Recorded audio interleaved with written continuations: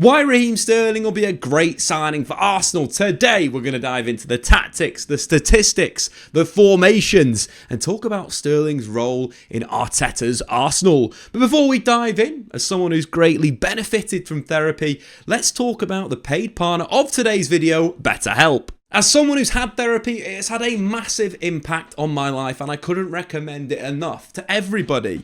In terms of the growth and understanding of oneself, therapy is a massive tool that we should all be using. Therapy gives you a safe space to talk to somebody who knows what they're talking about. They can help you when you're angry, when you're sad, when you're frustrated, and give you the tools and insights to go your own way and follow your own path. The expert help they can give you is fundamentally brilliant, and as someone that's gone through that path of personal growth, I can't recommend it enough. And BetterHelp could be the first place where you start your own personal journey of getting yourself into a really good position. Not only does BetterHelp provide a safe space to talk, but it also allows you to journal so you can see how you're getting on. One of the best things about BetterHelp is they've got so many different therapists. So if the first one doesn't quite work out, you can keep going until you find someone that you truly connect with. And with more than 7,000 reviews and 4.5 on Trustpilot, BetterHelp is the platform that you can trust. If you're struggling and think you'd benefit from therapy, then go to the link in the description below or go to betterhelp.com/StatmanDave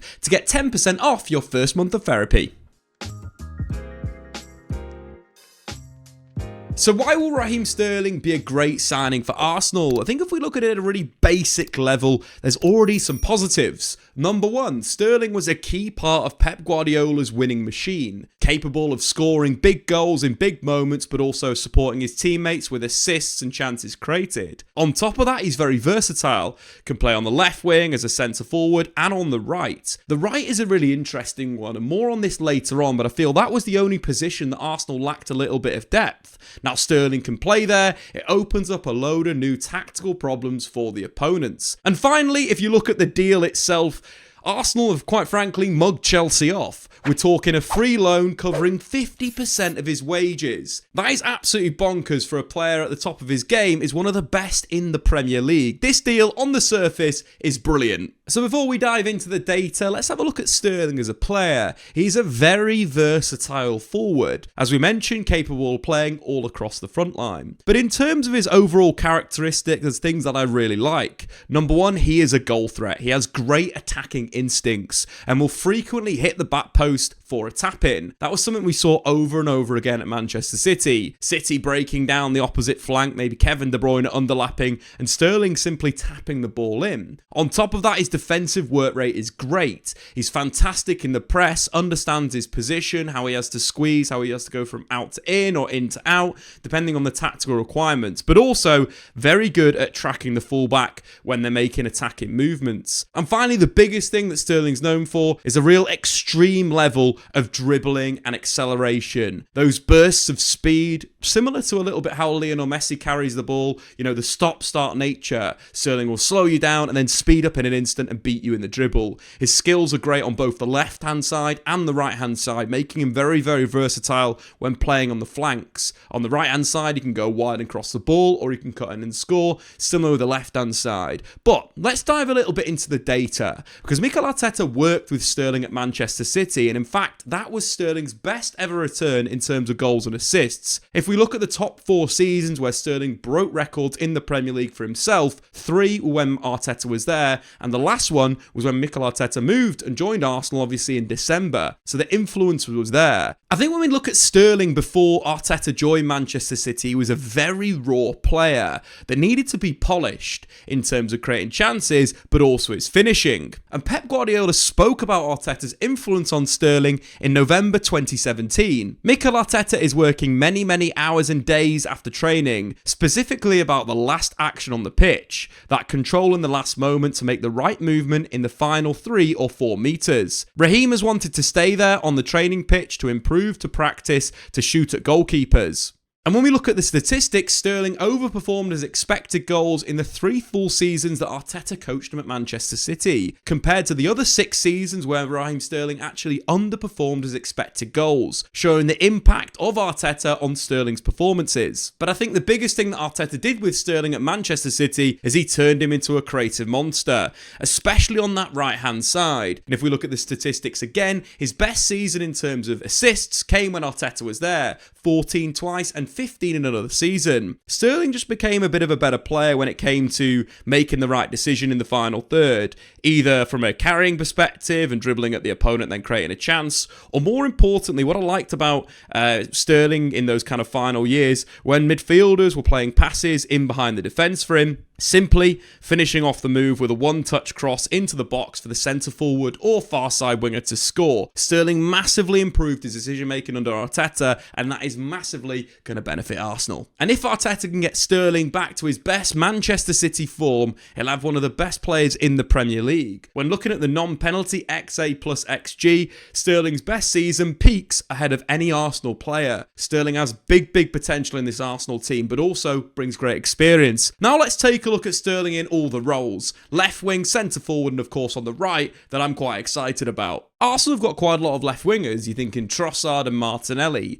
Martinelli in the 21-22 season scored 15 Premier League goals, a joint top scorer at Arsenal, whereas Trossard last season was very effective, getting a goal or assist every 120 minutes. But Sterling in that position provides something else. So in terms of Sterling on the left wing, I'd say he's more of an inside forward, a player that's going to play in between the opposition's fullback and centre-back and make runs in behind their backline. He's a player that's really good off the ball in these situations. He's a great off the ball runner, which is something different to Trossard and Martinelli. Martinelli and Trossard like to receive the ball to feet. They like to take the ball on and take the opponent on, or combine with teammates. Sterling, on the other hand, as much as he can dribble if the ball is given to his feet, he's at his best when he's either attacking the back post or alternatively making runs off the ball. Not only will that balance out Kai Havertz's intentions to come a bit shorter and operate with the ball into his feet, but it also allows Saka to play a little bit more of a creator on the right wing. So in terms of Arsenal from this position, expect triangles and through balls from Martin Ødegaard in behind the defence, then instantly looking up and finding Sterling at the back post. As somebody mentioned before, he always attacks those back post areas. It's a really good goal scoring position to be in when you're the opposite side winger. It's very simple, but Sterling is an expert in these situations and will score more goals for Arsenal. But very much either from that threat, or alternatively, let's say the ball is being worked down the right-hand side, Sterling also, in free play, does move into on the ball and makes attacking runs in both channels, in between both the centre-backs from this right-wing position. And as I mentioned before, if Kai Havertz is coming off the line, and creating arguably a 3-man attacking midfield line with, let's say, a Calafiori inside for Arsenal's base and build-up, Sterling having this free sort of goal-scoring role on the back line could be very devastating. So let's take a look at a few moments of Sterling running on the back line when playing for Manchester City on the left wing. So let's take a look at this clip versus Fulham. We can clearly see Man City's front three is reasonably narrow. Jesus in the middle, Mahrez on the right wing and Sterling on the left wing. What I like about this clip is not only the run and the finishing behind, but the awareness. Gabriel Jesus brings down a long ball and Sterling is already active. Jesus has dropped off a little bit and found Kevin De Bruyne. From this position, Kevin De Bruyne bursts through midfield as he very much did many times in that season. What I like about Sterling in this position is he's not waiting to receive. A lot of players in these moments will turn and they'll free themselves up to receive the ball into feet. Sterling is the other option. He's an option that's always going to spin in behind, and his ability, as we mentioned previously, running in between centre-backs in this moment, and the finish is fantastic. The way he opens himself up, this is a lot of work that Arteta did with Sterling, being decisive in the last 3 or 4 metres, and that's exactly what we see here. Brilliant first touch across his body, lovely finish into the bottom corner. Simple football, but a great attacking run in between the centre-backs. And moving forward to other Manchester City moves, again we can see, I believe that is David Silva on the ball there. Incredible throwback there. But Sterling kind of in that space between the fullback and the centre-back. This is, again, is classic Sterling when he plays on the left wing. He is the goal scorer. And we can see the fluidity of Man City's forward line. Of course, they're nowhere near as fluid with Erling Haaland. But Gabriel Jesus, as he is at Arsenal now, is a very fluid player, likes to drift wide, or arguably operates more as a winger when he plays as a striker than actually a striker. You know, he dribbles, he harries, he tackles.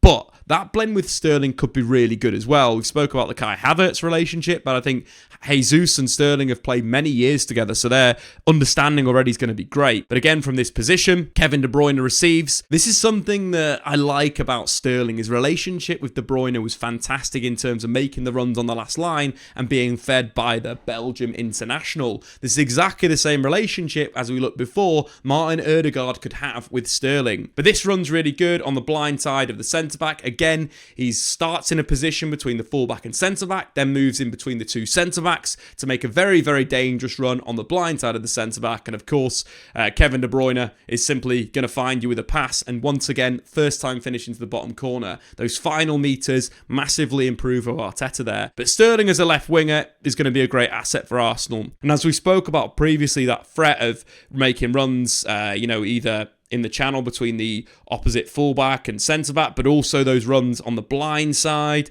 If, for example, let's say Kai Havertz has found himself a little bit of space and he wants to find Sterling with a through ball, very much this goal scorer on the when he plays on the left wing, Sterling, gets into these positions where he can receive to feet and then get shots on goal. I think will be a great asset and provide something different to Martinelli and Trossard, who are two, again, great options. So now let's move on and talk about Sterling as a centre forward. Of course, Kai Havertz is the undisputed number one at the moment. 17 goal involvements in the Premier League in 15 games as a striker for Arteta. You know I love Kai Havertz. I think he's one of the most underrated players in world football. I think he's a player that you have to really understand a lot of the off-the-ball movement and rotation and tactics to truly love Kai Havertz, and I am a big fan. But let's take him out on the pitch just to talk about this next option. Of course, Gabriel Martinelli moving to the left wing, or Trossard, whichever player Arteta wants to use. So Sterling in this position operates like a bit of a false nine, but also penetrates the last line. So either he'll be attracted to the ball, so either he'll kind of drop in and receive into feet, dropping off the line to receive that pass into feet. Again, we know that Sterling's got a really good ability to receive. I love how he receives, always on the half turn, so instantly can take that first touch and dribble. Again, we mentioned previously, he's a very explosive player, so in terms of his receiving on the half turn, getting himself goal side straight away, that is going to be absolutely chaos for the centre-backs. They're going to have to come out for him, or the DM coming over, because we know that he's got that little bit of a shift to burst past the opposition, and then again, maybe find the through ball with a winger running inside, alternatively get shots on goal himself. But I like him as a false nine in those positions. But what I like even more about his movement is how he becomes a goal scorer in the final third. I think it's his biggest trait. Sterling is a goal scorer. Wherever you play him, he will get into the box into very, very good areas. He's almost a tapping merchant, and sometimes that's thrown around in a bad perspective. Oh, he's a tapping merchant, doesn't do anything else.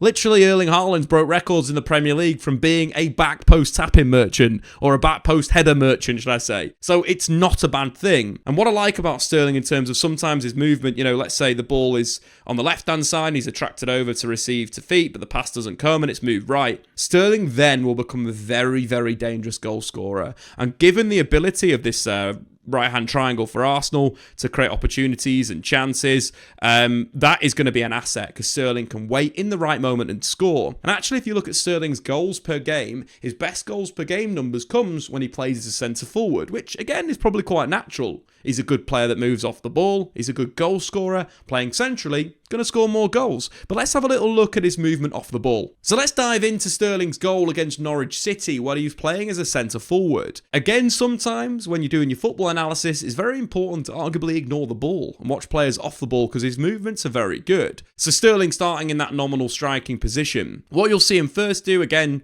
what Guardiola wants his forwards to do, is support the play. You want to overload that side of the pitch, and you can see here Manchester City have 5 players in this zone, arguably against probably Norwich's 3 players. But the first thing, Sterling receiving to feet. Again, an asset for Arsenal's build-up play. Is Sterling going to be making these moves if he's playing as a striker? But again, the passage of play goes down the right-hand side for City. They move it right. Now watch Sterling. Already in a very good attacking position for me. He's on the blind side of the defender. He's kind of waiting for that right moment. But as the play develops, he's walking. It's almost Messi-esque in that sense of like he's not arsed. He doesn't need the ball right now. But in the perfect spot, makes the move at the right time. And see the timing of this. So this is as soon as Kyle Walker pulls his foot back to make the pass, it explodes off it. And that is crucial into this. He's got the jump on Grant Hanley. He's running off his number. It's a classic kind of thing to do. Bobby Robson spoke a lot about that to Alan Shearer when Shearer was going through a bad goal-scoring run of form. And that's a big thing. Sterling runs off his blind side and it's a tap-in. It's so easy. But this all comes from this part here, where he's watching his teammate play that through ball and bang, he's off. Easy tap-in, exactly Sterling as a centre-forward, getting into the penalty area and scoring goals. And finally, Sterling on the right wing. As I mentioned before, the signing is great because of depth. Bukayo Saka has played so much football over the last 2 seasons and probably needs someone that could play the position and give him a bit of a rest. For me, Saka's probably the best right winger in the Premier League with Mohamed Salah. I think his ability to go both ways, score, create, play inside, as we mentioned on a previous video, I love the guy. I absolutely love him as a footballer. But Sterling coming into this position on the right gives Arsenal another tactical variation. And I've left 2 right wingers on the pitch for a reason, because, stick with me here guys, think about Saka playing as a natural left winger and Sterling playing as a natural right winger. If you remember the Centurions, the Man City team, that's exactly what they did. They played Leroy Sané, a left footer on the left, and Sterling, a right footer on the right. What this means is it creates a lot more space inside for those kind of free eights to make a real difference in the final third. Manchester City at the point had Kevin De Bruyne and David Silva, and it worked very, very well. This could be a tactical evolution waiting to happen. And we go back to that spell of Arteta coaching Sterling at Manchester City. He corrected a lot of his game, and he said to follow him. He's picked up a few bad habits along the way. He'd play on the inside a lot or out on the left wing. When you move into the right wing, the direction and angle of possession coming to you is very different. When the ball reached him, he already had his gaze fixed on it, rather than a half-touch instinctive control and the vision of what's around him. And I think this is quite poignant. Again, when you're receiving from a natural perspective, let's say from a ball from the defensive midfielder. Number one, you're already going to be receiving open, which means as the ball is moving towards you, you're instantly going to be able to dribble or get on the attack. It's rather than taking that instinctive touch on your inside foot, you let the ball come across you and it opens up beating the attacker on the outside and on the inside. And this saw Sterling's assist numbers absolute rocket. And if we look at his assist numbers on the right wing, it's the best of any position that he's played per game. When you're looking at what he can do from those positions, there's a lot of different threats. And I believe this could be a solution for Arsenal. Saka as a natural winger on the left-hand side and Sterling as a natural winger on the right-hand side to give Arsenal a slightly different option in the final third. Because I think from these positions, Sterling can not only, drop a little pass back to the inside central midfielder and then work a 1-2 situation to get in behind the defence, but also it's that movement off the ball that's so devastating that you can play a ball in behind the defence and first time, because it's on his right foot, it's going to go into the box, which should see more goals for players like Declan Rice and of course the far side winger. Similar things with Saka on the other side. Again, we mentioned before, Sterling excels on the back post, but I like that about Sterling, but also as well because he's quite dynamic and explosive, and it's that acceleration, deceleration, drop of the shoulder and explode. He's got the ability to go both ways, which again opens up a problem for the opposition's fullback. He doesn't know whether Sterling's going to go inside onto that kind of left foot, let's say. He's going to go on the inside of the player. Is he going to go on the outside of the player? Or is he going to drive in a kind of horizontal way and hit that byline? These options all open up with Sterling as a right winger. So we've got an example from last season with Sterling playing on the right wing for Chelsea. He's just out of shot holding the natural width. Again, that's something he does more frequently than when he's on the left. And the left, he takes more of those inside positions, as we mentioned previously. On the right, it's natural width. And this is an example I really like, that kind of really clean play on the right wing. So the ball gets played over the top by Enzo Fernandez, and Sterling is in behind the defence. And again, why it's beneficial on this side versus on the left-hand side is he can first time cross on his right foot, because it's his natural foot, so it makes him instantly get the ball on the box, which usually catches defenders out. We see him chase the ball down, he gets his head up, he checks his shoulder. Again, This is the experience that Sterling has now. He is at the top of his game. He is in his prime. In terms of his decision making, it's absolutely spot on. Head up, volleyed cross into the box, Nicholas Jackson with a tap in. And that is so quick. You wouldn't expect him to do that on the left wing because it would be on his left foot. That's not saying he's got a bad left foot, but he doesn't have the volley technique as we saw here on his right foot. So taking this further, as I mentioned previously, the extreme width will give Arsenal, a lot of balance in the final third. Mentioned previously about Arsenal setting up with the 3 attackers. Could be very similar to Manchester City. Imagine Gundogan as Kai Havertz. You got Declan Rice as Phil Foden, and Kevin De Bruyne, of course, is Martin Odegaard. But the width is there. The ball's played out. You can imagine that being Ben White in a central position, as we've seen him do time and time again. What I like about this is though it's the link play with that inside player. Sterling would do this over and over again with Kevin De Bruyne. Little ball inside, exploding with that pace and acceleration on the outside, in behind the defence, head up, cut back to the edge of the box, goal. We could see that with Kai Havertz making that same move. Odegaard going over to combine with Sterling, feeding him in behind the defence. Sterling's just too quick for the fullback. Little cut back. Simple goal. So that duality there, we've seen that ball over the top, first time cross. We've seen a little 1-2 with the inside 8. Now, of course, this is my favourite bit about Sterling on the right. He has that ability to go both ways. He is such a dangerous dribbler. He just shifts your balance and then he'll explode past you. So we picked the ball up with Gusto in possession. Sterling once again receiving wide. He's going to drive directly at the defender. This is such an uncomfortable position to be in because you know that he can explode on the outside,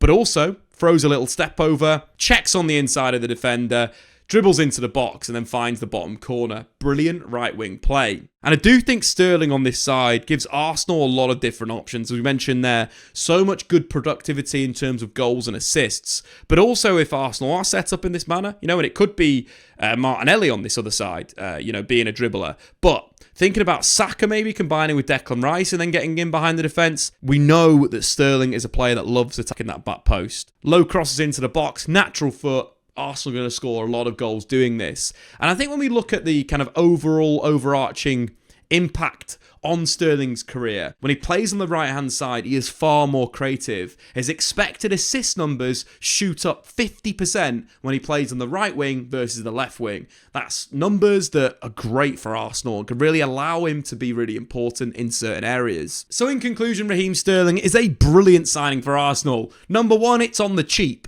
Chelsea are covering 50% of the wages. He provides so much attacking quality in scoring goals across the pitch. But also on the right-hand side, those creativity numbers, very, very important. But even more importantly than that, Sterling loves a goal against Arsenal. And simply having him in the Arsenal squad means he can't do that anymore. So now you've got a player that scores frequently against you, who hopefully could be scoring a lot of goals for Arsenal. Right-hand side, left-hand side, or as a striker. This move is very, very smart. It reminds me of the Trossard move. But also you think about the impact that Arteta had on Sterling. His best football came when he was being coached at Man City by Arteta. And then even further, on top of that, you think of what Arteta's done with former Chelsea players.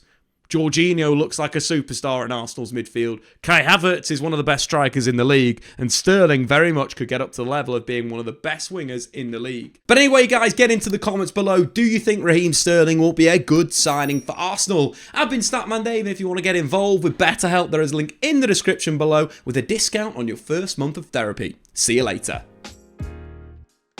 Thanks for watching. If you've enjoyed this video, why not check out some more content on the Statman Dave YouTube channel.